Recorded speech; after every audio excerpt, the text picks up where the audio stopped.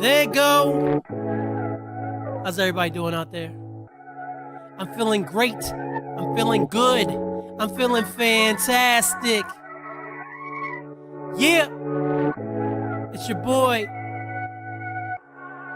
H.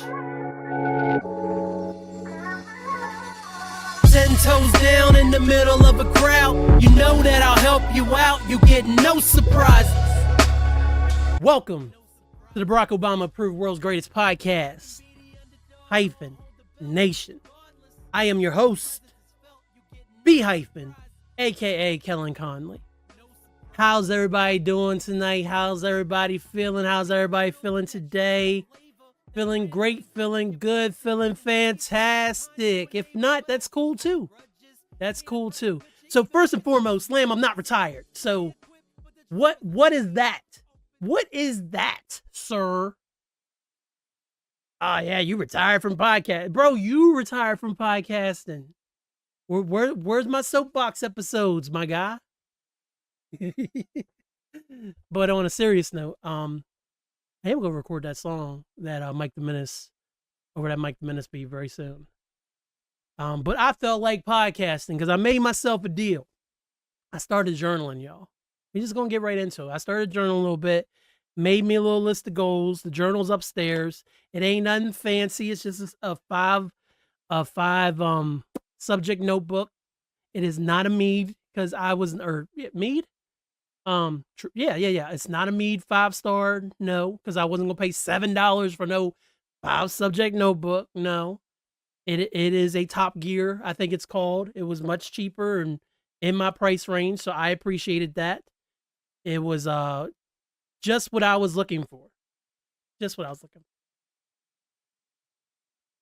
And I started journaling, wrote down some goals. So some goals I had set for the rest of this year.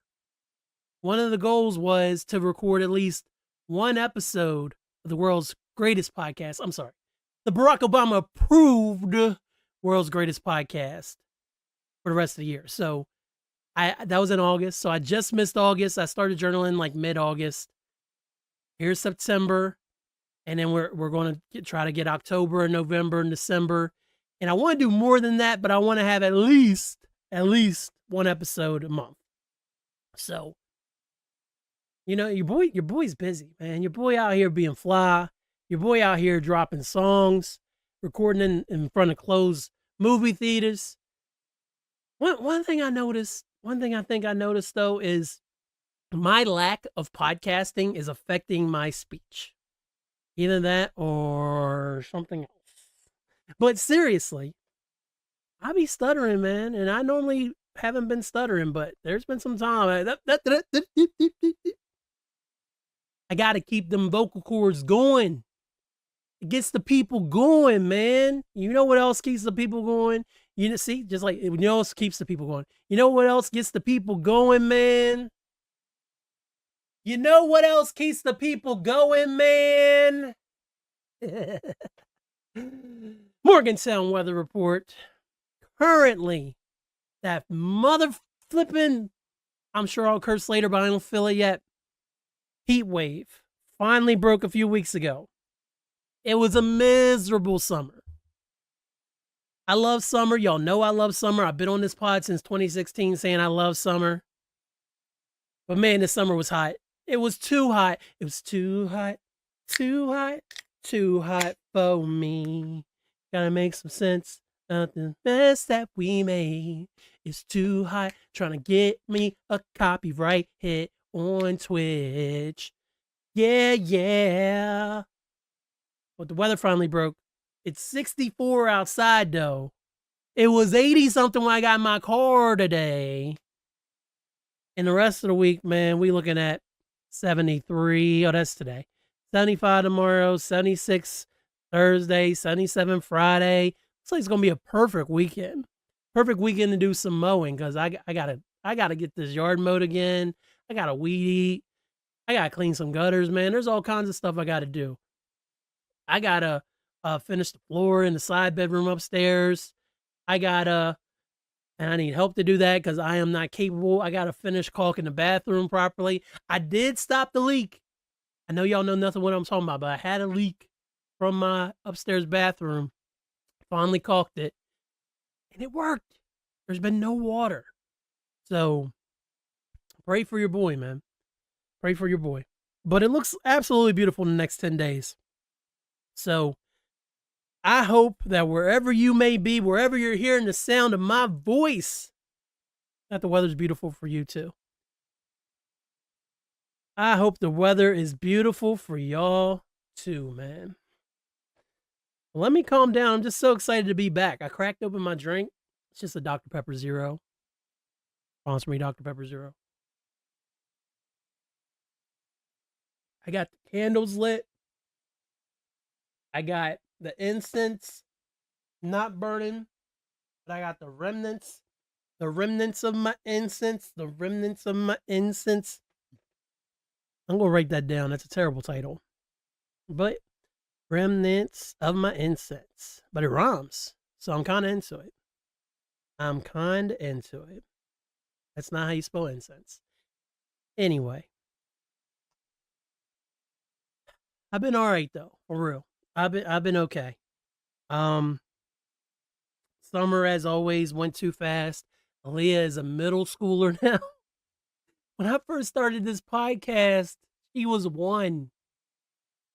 She didn't turn 2 until April of 2016, man. I had a 1-year-old. Now I have an 11-year-old. And time flies, man.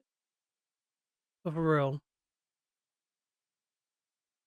you are plugged in to the Barack Obama approved world's greatest podcast, Hyphen Nation, except no imitations. So while there may be a hyphenation out there with somebody, I don't know, no offense to that guy, but the reason that it's hyphenation with him is because I'm the OG hyphenation. The one, the only. Okay, not true. Because there was some kind of hyphenation thing that ended years ago. But seriously, it feels so good to be back. So good to be back. So I just threw down some topics, man. Episode 222. Where do I want to start? Save that for them.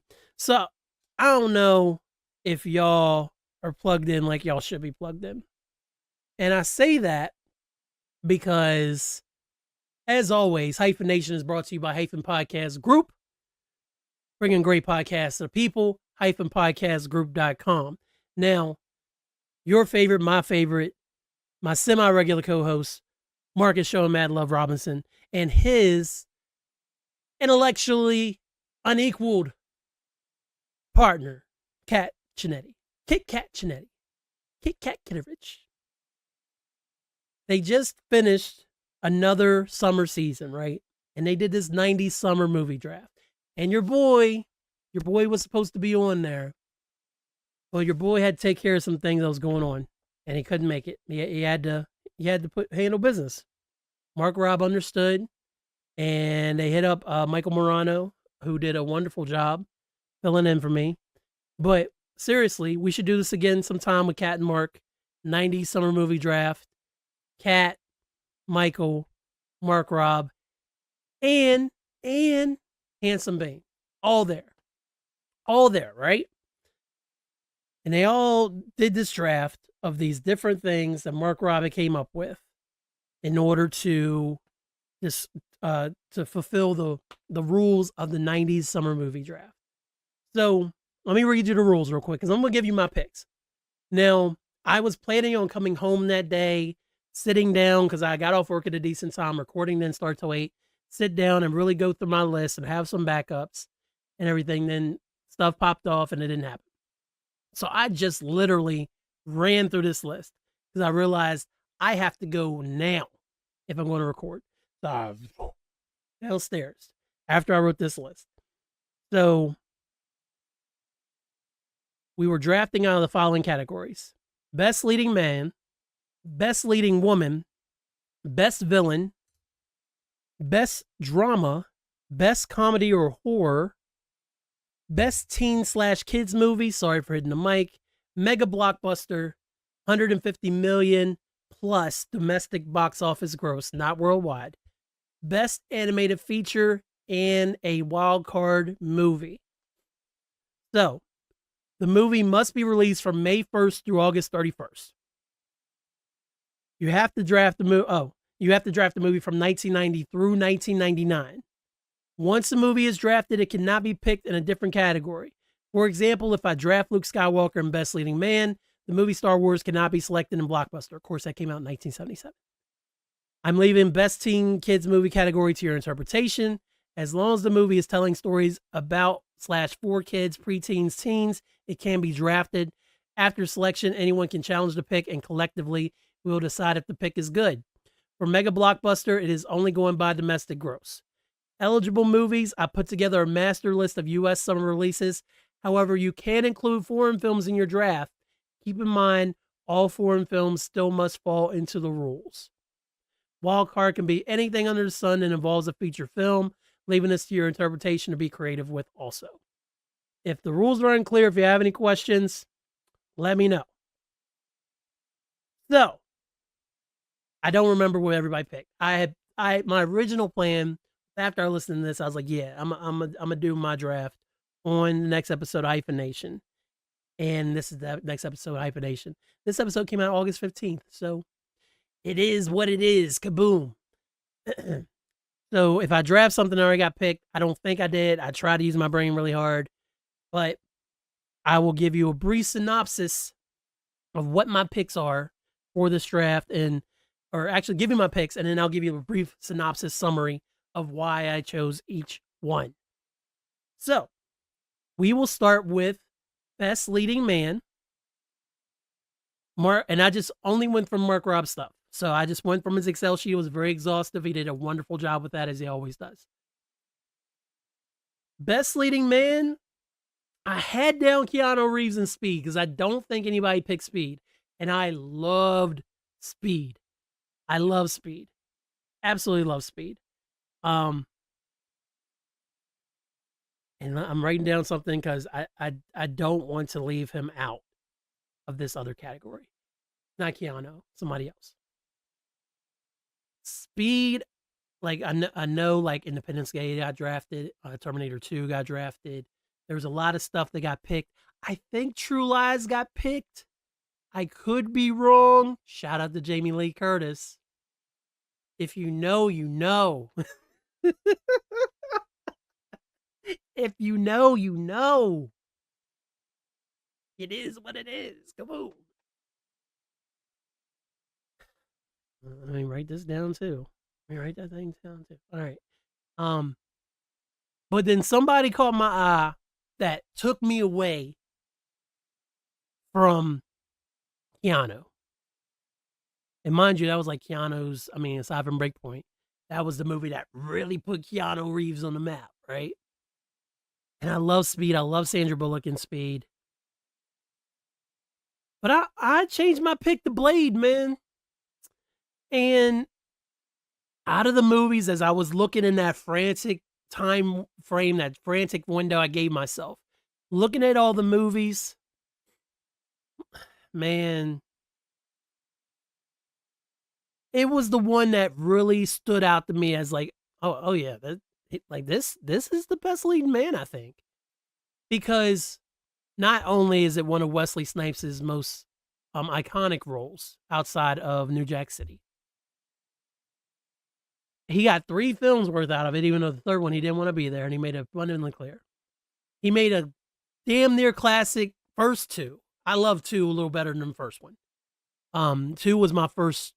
No, I'd seen bits and pieces of the first Blade. I didn't watch it all together until after I watched 2. I love Blade 2. I absolutely love Blade 2. But like comic book movies, again, as it has been said time and time again, I had to turn around and tell these hoes, they wouldn't be where they're at without Blade. Like, without Blade, we don't get X-Men in 2000. We don't get Spider-Man in 2002. We don't get Iron Man in 2008. We don't get Batman Begins in 2005. Because superhero movies were dead in the water. And Yes, Blade's not technically a superhero in the common sense of bright tights and flying around and saving the day, but Blade's a badass, man. And Wesley Snipes became Blade. You never stop seeing Wesley Snipes because he's Wesley Snipes. It's 1998 Wesley Snipes. You ain't gonna miss him. You know what I'm saying? You ain't gonna miss him. You ain't gonna miss him, right? But even with that said, even with that said, man, like he disappears into the role. And R.I.P. Chris Christopherson, man, as Whistler, simply great in that role. The whole movie is great, but Wesley Snipes changed the whole trajectory of superhero movies with that role. And I'm going on longer than what I wanted. Also, I wish that he hadn't been spoiled for me before I saw Deadpool and Wolverine. I wish I could have avoided that. The one and only. I hope Mahershala gets this movie though. I do. I don't want to see Blade fail in 2025 or 26 or 27 or 28, even though it's failed in 20, 21, 22, 23, 24. But I digress. Leading woman. I'm going to take one more peek at this list. I don't think anybody else stands out to me the way that she did in this film. As far as a absolute female powerhouse, the whole film. I think Erin Brockovich was 2000. I'm just going to take a quick glance. So I see Erin Brockovich. I kind of gave away who I picked. I don't really care. It's not really the draft. Yo, shout out to Helen Hunt, man, from Twister. I had the biggest crush on Helen Hunt for years. Years, I tell you. Shout out to Dr. Chase Meridian, man. Batman Forever, I believe, did get picked. Don't quote me. Jamie Lee Curtis. God, Jamie Lee Curtis, so good. But I feel like True Lies got picked, so I'm gonna say, you go watch the episode and you let me know. But I'm gonna say I'm gonna pick two, because I'm gonna say my first pick, and then I'm gonna say my second pick. What my original pick was. My first pick is Jamie Lee Curtis in True Lies. I was 11 when this movie came out, probably 12 by the time I watched it on VHS. And this was my first real exposure to Jamie Lee Curtis, for real. I didn't watch any of the Halloween movies that young. I hadn't seen Trading Places. Like, I'd seen bits and pieces, like Trading Places on cable, but not enough to remember Jamie Lee Curtis is in the movie. But yeah, this was my first Jamie Lee Curtis movie, man, and she played the, I don't want to say drab, but the very plain housewife so well. And then when she met Simon, I think that nigga's name was Simon. When she met Simon,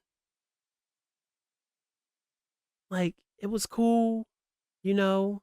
Sparks flew, not really. And then it's like he's like trying to loosen her up, and you know, she's, I don't know, like you kind of see bits and pieces here and there because Harry's so busy being a super spy that he hasn't been taken care of home. So you see little bits and pieces there, and then of course when she has to, when they set it up so that she can do the dance for Harry, and then she shows up in that real dress with all the frilly stuff on it, and then she looks at herself in the mirror and she's like, nah. And then she got on that black dress, and then of course you know she does hands. But no, I loved her in that movie. So that would be my, if True Lies wasn't drafted, it would be hands down. It would be Jamie Lee Curtis. The pick I originally had was Julia Roberts in My Best Friend's Wedding. Y'all know your boy love a rom-com. You know your boy love a rom-com, right? So, with that said,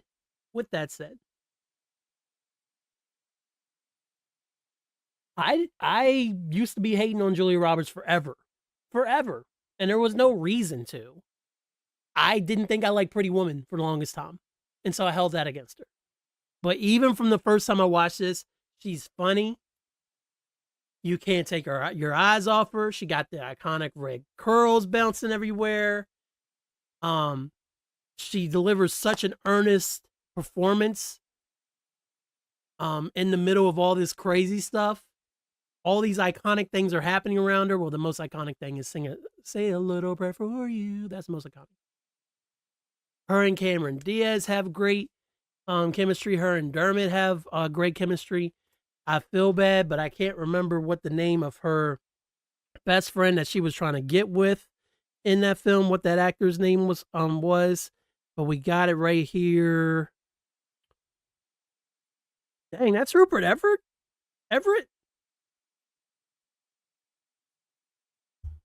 For my YouTube viewers, like, comment, and subscribe, and that's what Rupert Everett looks like now.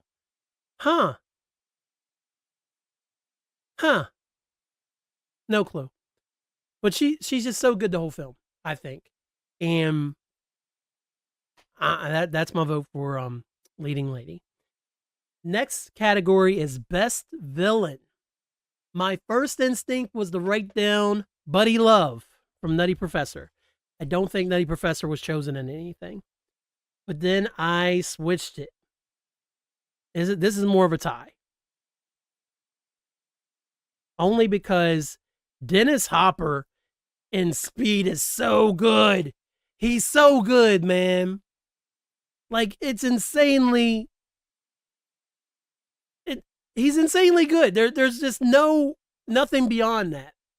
Because if this cast button ever works, okay, I guess we're not going to let the cast button work. Cast. Howard Payne was his name in Speed. He was just so good. So good. Pop quiz, hot shot. Like, iconic shit. Iconic shit right there, man. And, like, the scenario was just so freaking good. Don't let the bus go below 55 miles per hour, man. Like, who? Like, you're sadistic. That's Joker level sick. Even as a child, I was like, dang. What's up with that? So, and I said Buddy Love from Nutty Professor because obviously the main point of Nutty Professor is that Sherman Klump needs to love himself. He needs to love himself, Miss Purdy, not Buddy Love. And Buddy Love was an asshole. He was an asshole. I haven't watched the movie in a long time. I really, really want to watch that again. My pick for best drama is kind of lame. I'm going to take one last look through like the top 10 or so in here just to see if any of these jump out at me. Sixth Sense was amazing. I like that movie a lot, but compared to this, Truman Show did get picked. Armageddon got shit on. I liked Armageddon, but of course it's me. Face Off got its roses, got its flowers. I tried to mute. I don't know if I did or not. Time will tell. Anything else that I would put down for best drama? Excuse me again. God, I love True Lies, but I took True Lies in the other category, so it's out. Shout out to Sliver Man. That's not my pick, and not the movie Sliver Man, just the movie Sliver, with Sharon Stone and those Baldwins. You got Stephen Baldwin and Billy Baldwin and then Alec Baldwin. I think it was William Baldwin who was in the movie with her. Plot is terrible, but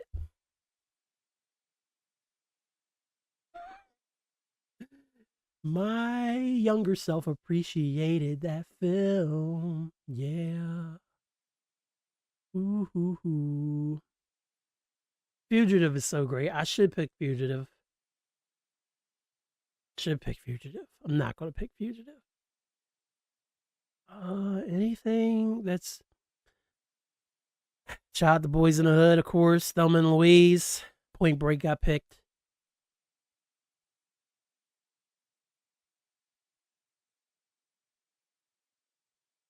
Yep, I'm gonna say it. Best drama is Back to the Future 3, man. Now, if you remember somewhere, it was definitely like a Christmas episode, probably 2021, maybe. I sat there and talked about how much I love the Back to the Future trilogy. You can find it wherever your podcasts are podcasted. And I love Back to the Future. And it's like, oh, well, that's not really drama.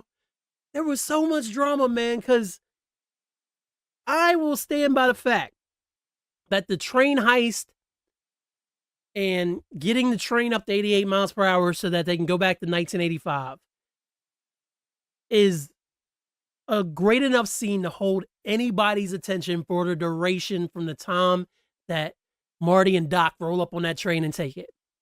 And then you throw in Clara, shout out to Steam Virgin. You throw in you throw in Clara, trying to catch up with Doc and realizing she loves him. And then Doc going back for her. And then, of course, Doc using the hoverboard. Oh my God, I love that whole sequence. That's drama enough. Besides the lingering drama of how do we get back to 1985 from 1855. It's so good. So good. Back to the Future 3. I know nobody picked that. I think Mark Rao only put that on there for me. He's like, I'm going to put this on here for Hyphen. Best comedy or horror? I went with 1999's American Pie. Because by the time I finally watched that film, it wasn't that long after Jay-Z's Volume 3 came out. Because my old neighbor Jimmy, I've said this on the show, he bought me the edited copy of Volume 3, Life and Times of S. Carter. Changed my whole opinion on Jay-Z, changed my hip-hop fandom, was a big part of who I became as a rapper. Like, he had brought two things to when it was like, it's your birthday, I'm gonna bring you a gift and we're gonna hang out and I'm gonna rent a movie. I'm like, okay. He rented American Pie. And I had never seen it. I hadn't even heard of this movie, I don't think. Oh, okay. I got a little bit more time to podcast now. Matter of fact, I'm gonna reply back real quick. That's okay. I'm podcasting. Okay. And dinner's already done. So, I mean, at this point, y'all, I mean, the food's just on warm. She found this, Angel found this crockpot chicken recipe. And I made it this morning. Then I finished it up when I came home and I just made the biscuits. The biscuits are cold, but they're biscuits. So I can just throw them back in the oven for a little bit, warm them back up. Whatever. But no, I hadn't heard of American Pie for real. Had absolutely no. I don't think I did. I wasn't that sheltered. I may have seen some trailers here and there. I'm sure I did. But when I saw that movie, I cried laughing the entire film, man. Little did I know I was watching sex comedy history. So that's my pick right there. It truly got no better for me than American Pie. Wasn't a big horror kid. I'm still not a big horror kid now. You get a really good horror film, I'll watch it. But just to be watching horror to watch horror, that's not my bag. Not my bag, man. But American Pie, iconic. Iconic. Let me tell her dinner is ready and on warm. Okay. So dinner will be ready when I get home. best teen/kids movie. Little Rascals. Little Rascals. I don't think there is a whatchamacallit, a kids movie that I've quoted more aside from You're Killing Me, Smalls, and that's more of an Anthony thing. I hate your stinking guts. You are the scum between my toes. Dear Darla. It's so freaking good. And Whoopi's in the movie, man. Shout out to Whoopi Goldberg. They did their thing. I had a limited exposure to Little Rascals because I was born in the 80s and not like whenever Little Rascals first came out. But they did their thing. They were so good. All those kids, man. That's another one. I'll go upstairs right now and watch Little Rascals start to finish. Won't budge. Won't budge.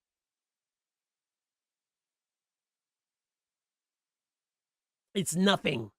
Nothing to a G like me. I don't know why I said that. Felt good though. Felt good. So good. Mega blockbuster, 150 domestic. Psh, nope. I've way exceeded 150 domestic. My movie only threw up a lighthearted 329 million plus at the box office. Forrest Gump. I love Forrest Gump. I think Michael made a joke on the show that the best villain should have been AIDS from Forrest Gump.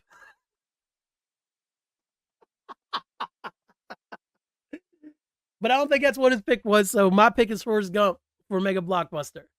Simply perfection. Another movie. Don't care how long it is. You drop me in any point, I'm in. Hands down, my favorite Tom Hanks performance. I literally was making that crockpot chicken I was just talking about. Me and Jenny go together like peas and carrots. I love that movie. I love it. It's so freaking good. Mega blockbuster, Forrest Gump. Easily. I'm going to do the last two categories. I'm going to take a quick break to let out my dogs so they can go to bed, and then I'll be right back so I can finish up the episode. Best animated feature. This was hard because I'm pretty sure somebody picked Lion King. Like, how do you not pick Lion King? If somebody, Lion King is one of my favorite superhero movies. I mean, anime movies. Sorry. For some reason, Darkman popped in my head because I considered Liam Neeson for best leading man because I love Darkman.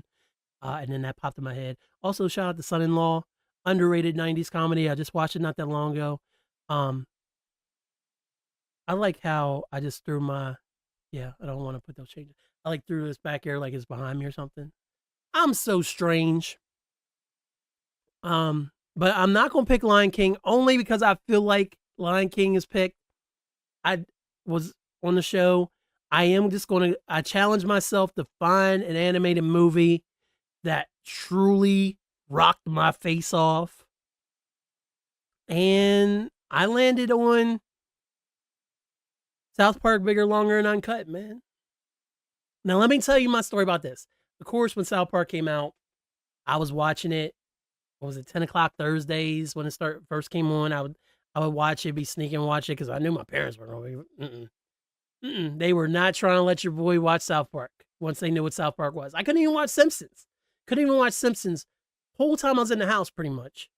I wasn't trying to watch Simpsons once I hit 18, but there's other priorities, like comic books and key styling on battle boards, that kind of thing.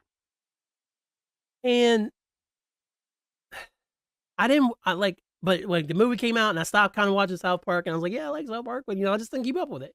So like as the phenomenon continued to spread, I just kind of got away from it.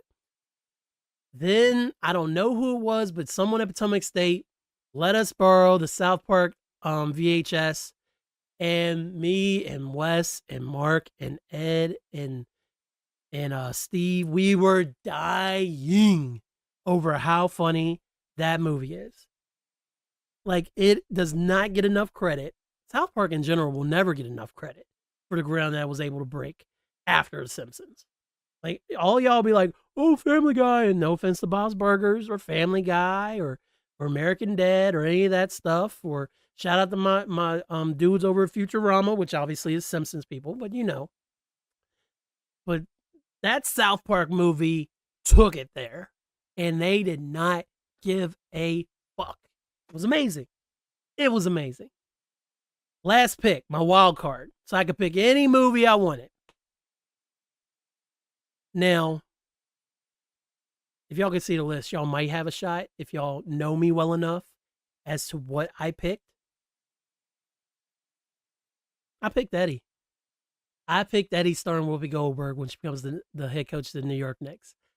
I love that movie. It's a shame that I don't own it. I need to rectify that. They need to put it out on Blu-ray. I don't even think Eddie is streaming. I'm going to put Eddie streaming on here. Eddie streaming Whoopi. Let's see if Just Watch can tell me Eddie is not available for streaming.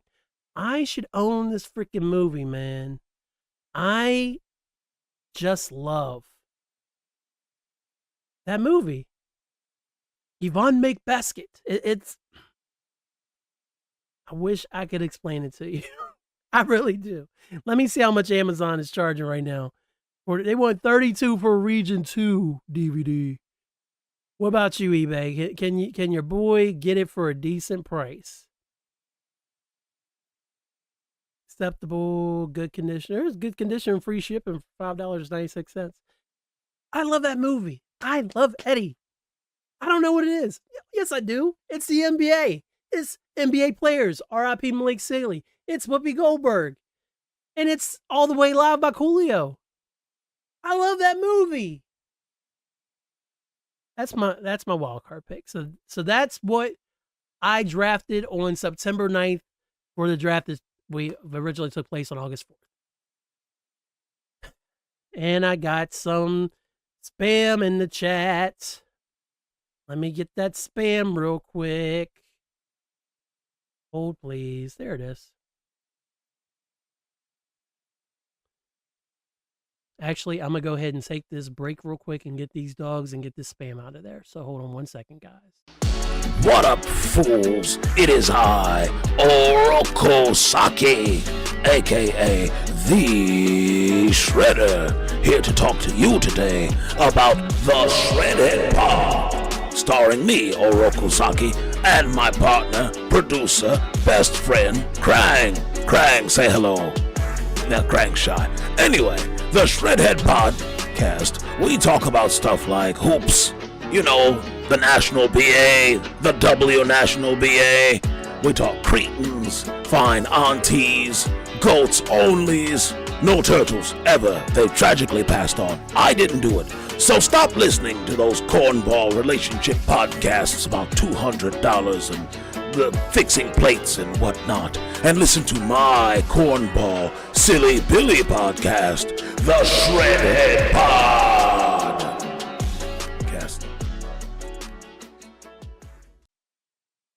Oh yeah, welcome back to the Barack Obama approved world's greatest podcast.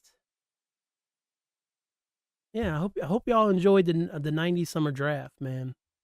Again, please go check out that episode. We should do this again sometime.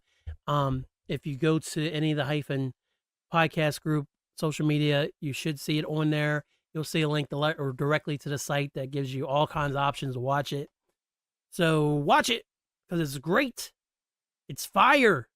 It's superb. I mean, they're all my friends, but I ain't lying. They're damn good at what they do. Damn good, for sure. Oh, man. Next topic.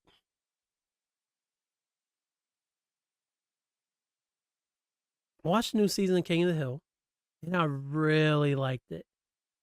I really liked it a lot. I never even finished the entire King of the Hill series. I fell in love with King of the Hill in the early 2000s. I actually own season 1 way over yonder, over there.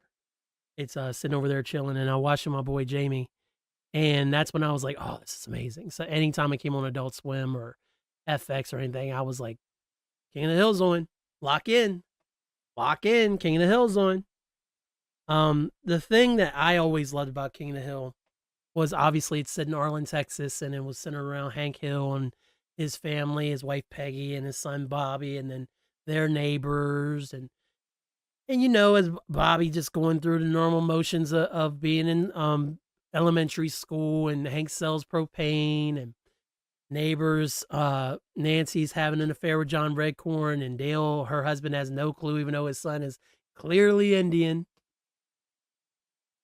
Nobody understands Boomhauer. Dale's a shut-in with a major crush on Peggy. I wouldn't say a shut-in. He was a shut-in at the start of this series. So when they announced they were going to be bringing back King of the Hill, of course, whenever there's a reboot, you're like, we have to. Do we have to?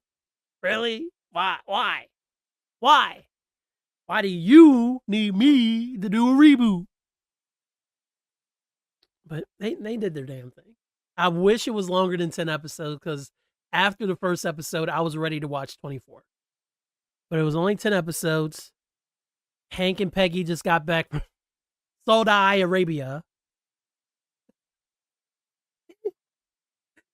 Peggy is such trash. Peggy is such trash, man. Ugh. And you knew Peggy was trash as a kid. But at the same time, it's like Peggy just had this unwavering confidence in herself. So even though she's clearly talking out of her ass most of the time, she believed her own hype. So it worked for her. But hearing Peggy in 2025 versus early 2000s, two different beasts, man. And it's funny because they made a couple allusions to Hank, being Republican and stuff. Because obviously Texas, Arlen, Dale became mayor while they were out of the country. Because Hank, when they lived in Saudi Arabia, he was working at for a propane company over there, selling propane and propane accessories. And of course, they come back and they get integrated. Bobby Bobby is more the chef at a restaurant that he helped create. He's not truly he's kind of an owner, but he's a very small owner compared to like his actual bosses that run the place. But Bobby is a successful restaurateur. Is that the word? Is that what they call it? And that's pretty cool to see. You get to see Connie and Joseph grown up. You get to see John Redcorn, man.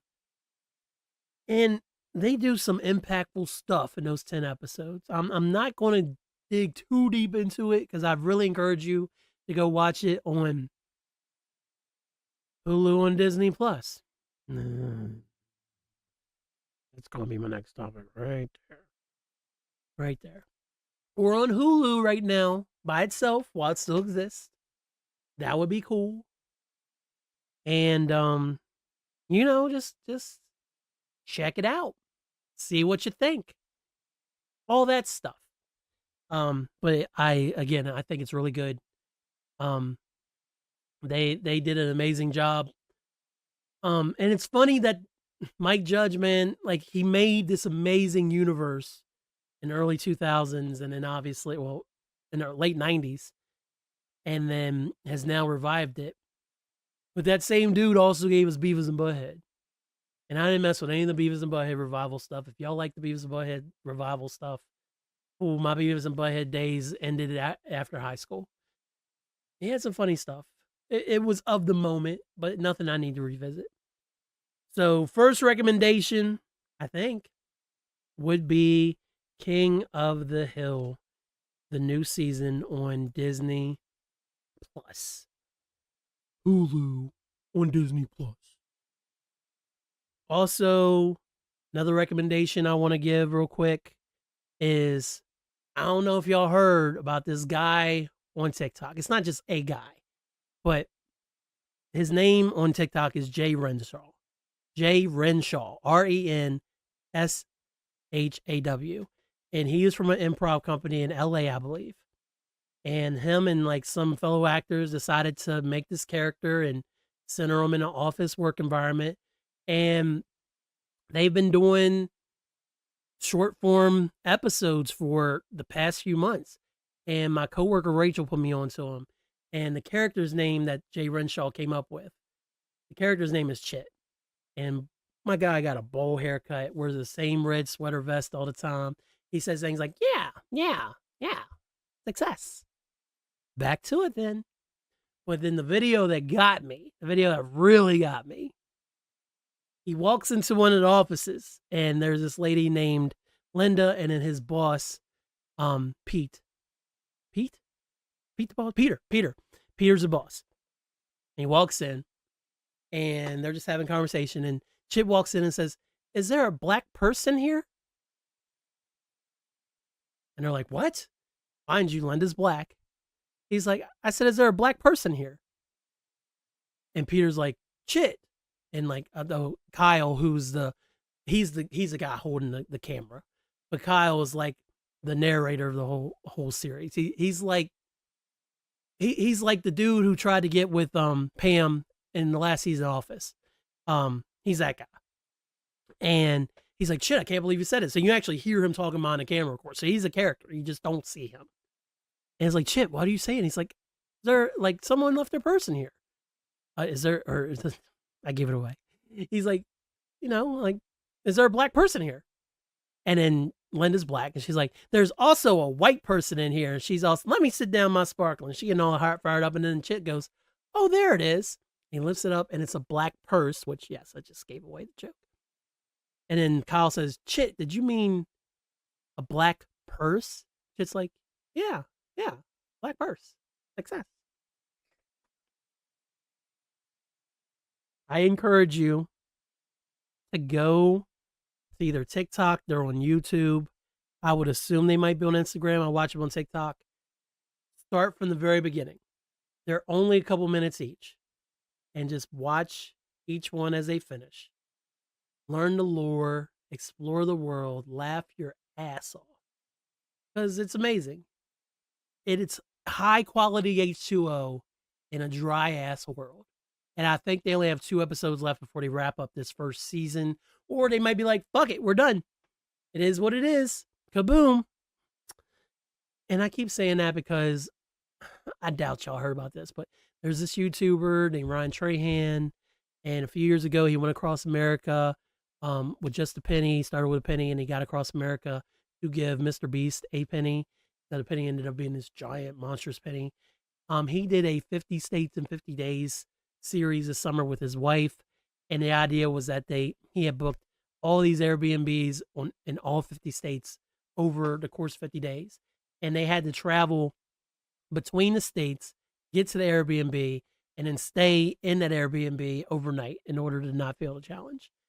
And like very early on, one of the early episodes, they go to this missile silo Airbnb, and there's this dude there, and he's showing them around, and he goes, "It is what it is, kaboom." And he kind of made a running joke of it later. I think his name was Raul, and me and Aaliyah and Anthony's on it too. We make that joke all the time about "it is what it is."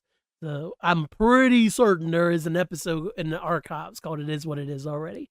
So I'm not going to run that one back. But yeah, that's why I keep saying that. Also, another great episode of Chit is when he signs a birthday card for a coworker, and he simply signs, "Do it, lady." So please go do yourself a favor and go check those out. Those don't cost nothing, unlike streaming. And this actually will segue into my other topic, and then I think that might be enough. I had written down, I listened to Clip's album, Chef's Kiss, 10 stars, 5 mics. What a return to form. Has me in a chokehold. If this was a Cameron show, I'd be saying pause, but we don't believe in pause over here. I let everybody speak freely, and I ain't worried about what y'all think about me. I ain't worried about nothing. You can't see me. Shout out to John Cena's retirement tour, man. Streaming is out of hand. Now, when we had Netflix for several years before the streaming wars truly got started, Hulu was kind of chugging along with them. But like when we cut the cord in like 2018, maybe even late 2017 when we cut the cord and we got the Fire Stick, and it's like, oh, we can get live TV with Hulu. Hulu was charging like maybe $44 for live TV, which included live sports and in the whole Hulu library. So I just had Netflix and I just had Hulu. So that, and then I had the Fire Stick or whatever I was able to pull from whatever app I was using at the time. So, and that was it. So that was costing us like at the time when it first started, like 55 out the door for, and then the internet. So Netflix, Hulu, and that's it. And then slowly but surely, man, you have seen them all come along one at a time.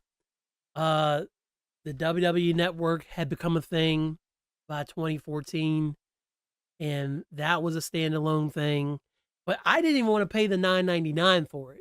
I was like, no, I'm not going to do that. I'll just go over to a friend's house and watch it and yada yada yada. And I did when I wanted to. On a major issue. But then Hulu Live kept climbing. So it was like, okay, hey guys, we're gonna be $49. Hey guys, are gonna be $54. Hey guys, are gonna be $60. Hey guys, and this was like every 2 months. Price hike.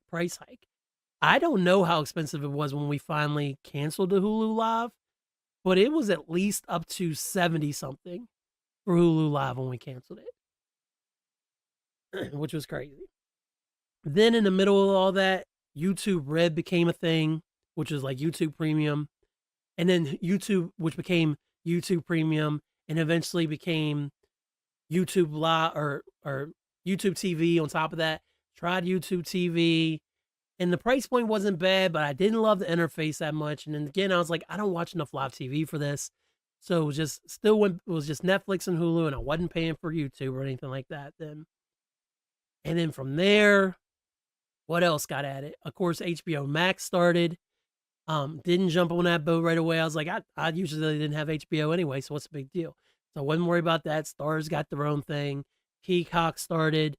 Tried some trials of that, but I still wasn't like, I'm going to pay this on a monthly basis. I didn't see the point. I still had regular Hulu. Still had Netflix. And then Disney Plus happened in 2019.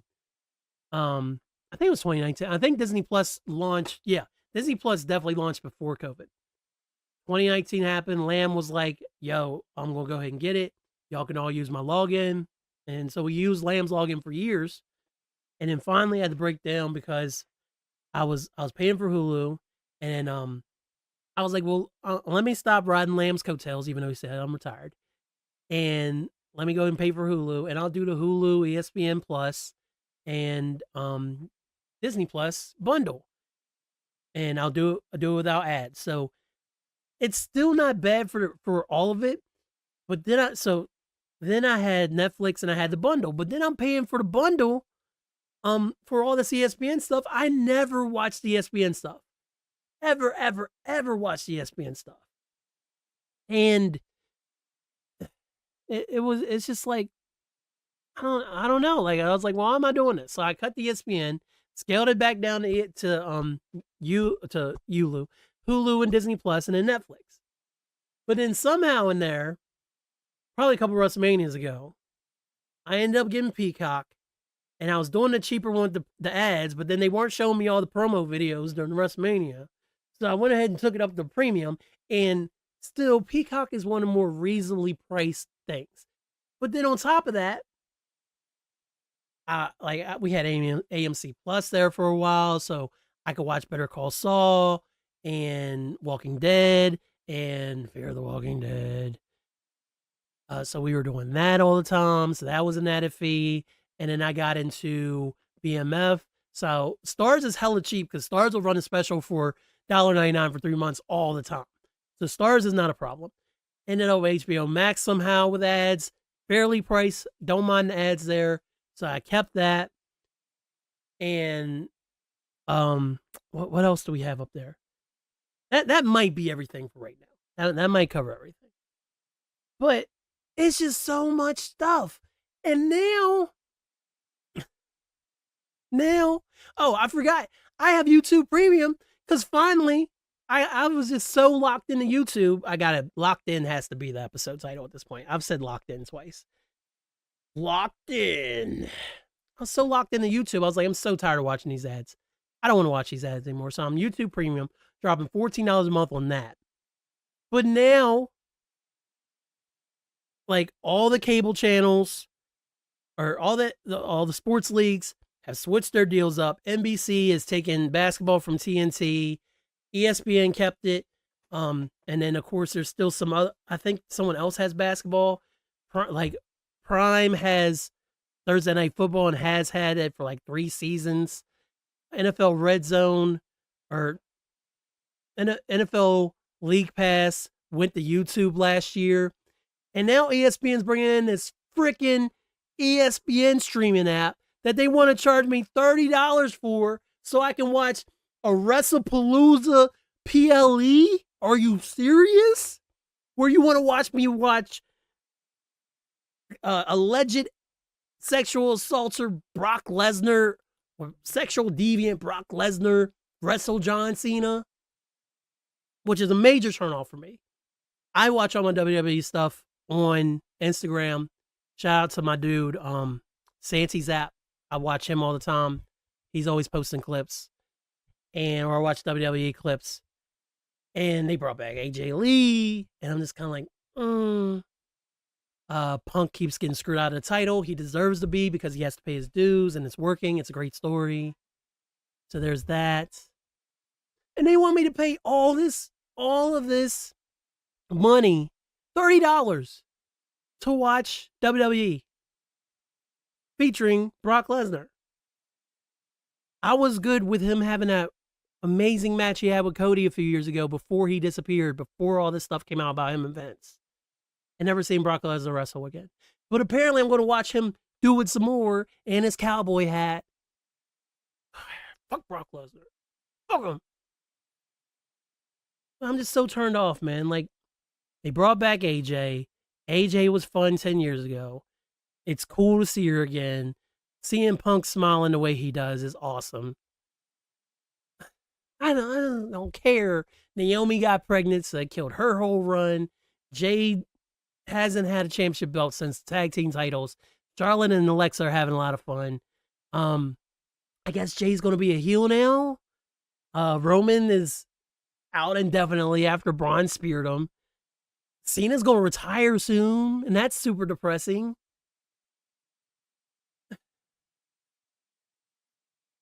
I don't know, man. I ain't paying no $30. Oh, and then on top of it, they're like, but if you're a cable subscriber, you don't have to pay for the ESPN app. You can watch all this stuff for free. Which is a major middle finger to anybody who's cut the cord. I hate it here. Streaming is just out of control, man. We gonna keep him on doing it though. Boy needs his YouTube Premium. He needs his Netflix. He needs his Hulu. He needs to finish watching Sopranos on HBO Max. He needs to watch the new season of BMF on Stars. Just never stops, man. Never stops. I gotta finish DuckTales season 3. I took a DuckTales break. If you ain't watched DuckTales 2017, what are you doing right now? Stop watching me. Go watch DuckTales 2017 for real. A couple quick hitters before I get out of here, man. I listened to the JID album, the JID album. I enjoyed it. His voice is a little bit not for me, but I thought it was cool. Have not revisited it outside of the clips feature.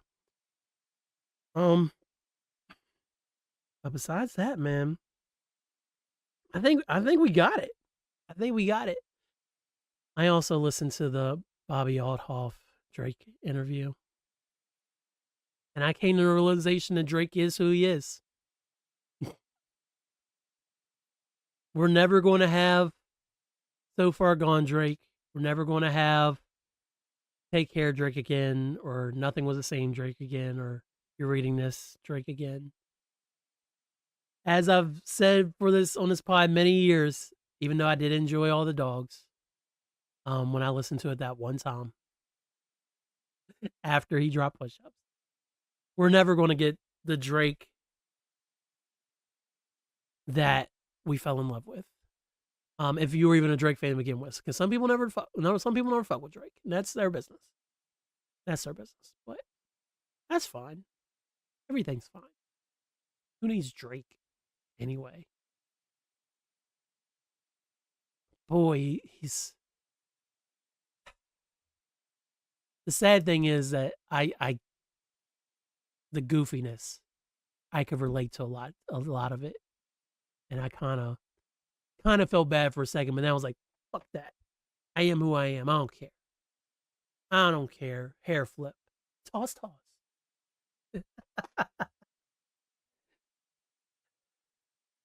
Whatever, man.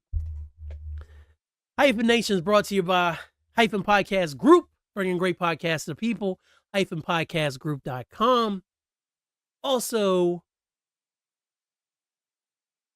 let me make sure I got this right. Baby, let me get this right. The Mark Rob is on Substack now. Monoculture, I believe, is what it's called. And I want to shout my guy out, even though apparently, of course, Substack is luncheon. I literally just need to put in monoculture so I can give them the details. There he is. So if you want to check out my guy, and also the person who sponsored this episode of the Barack Obama Approved World's Greatest Podcast on the Hyphen Podcast Group, it is the Mark Rob .substack.com. I think I'm going to have to type it because Substack is giving me all these weird the markrob.substack.com. Okay. Will it bring up Marcus? Yes. There's your boy. There's your boy, YouTube. Right there. Shout out to my guy, Mark Rob. So please take the time to go read what he has on there. Never forget to check out the markrob.wordpress.com for even more of his fantastic writing. He's also on Letterboxd. So is Kat Chinetti. Go do that thing. Do it, lady. Go do it.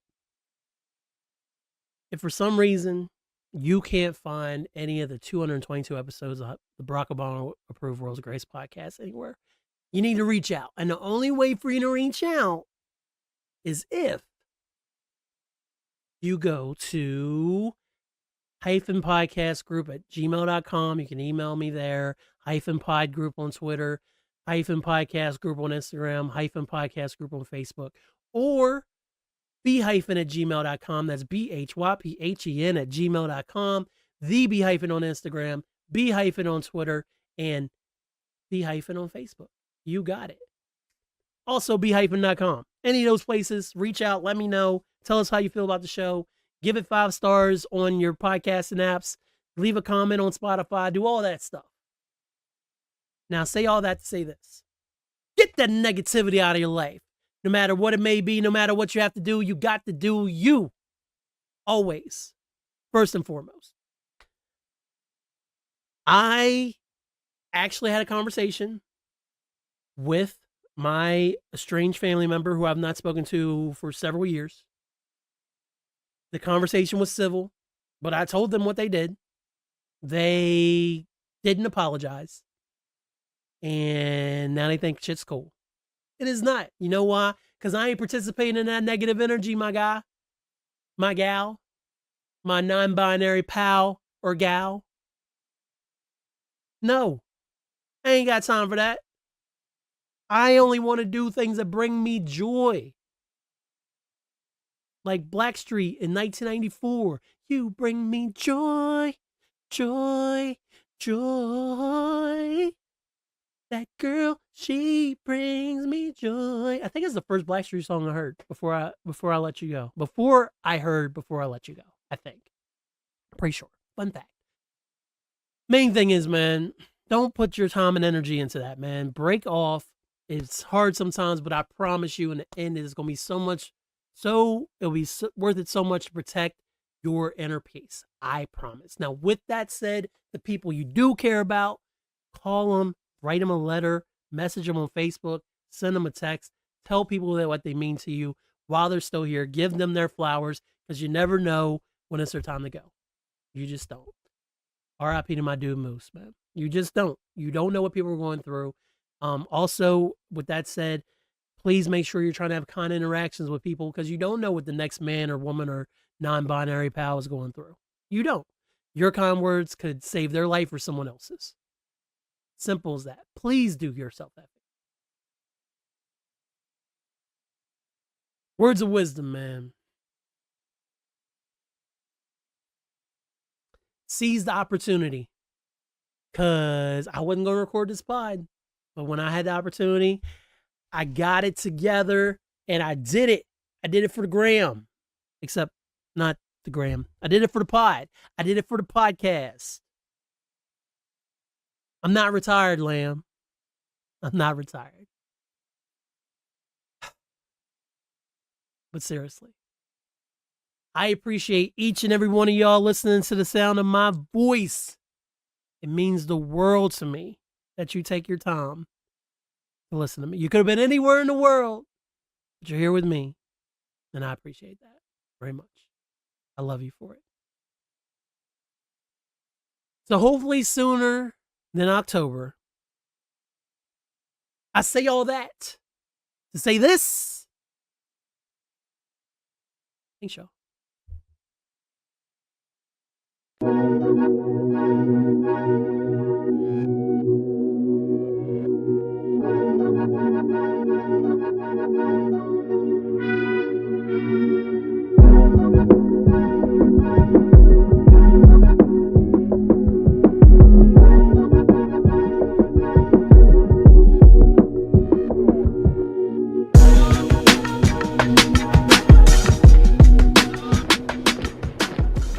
This is a Hyphen podcast production.